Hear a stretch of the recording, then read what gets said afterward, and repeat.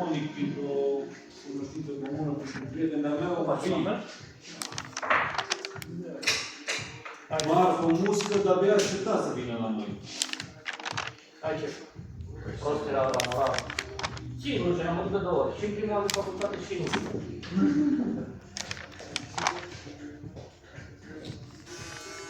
Bun, dar așa hater ca ăla să-mi trag ca energia. Era cel mai prost.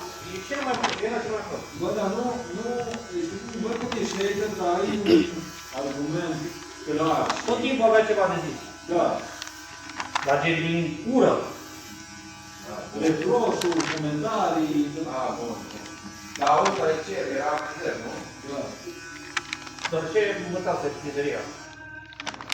Era și la sport? Da. E o chirie?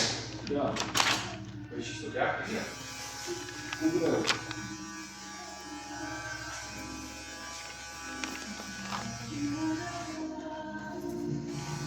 Păi și unde era să studia?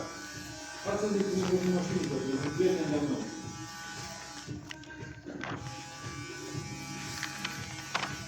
Și am sunat, am venit, am vorbit.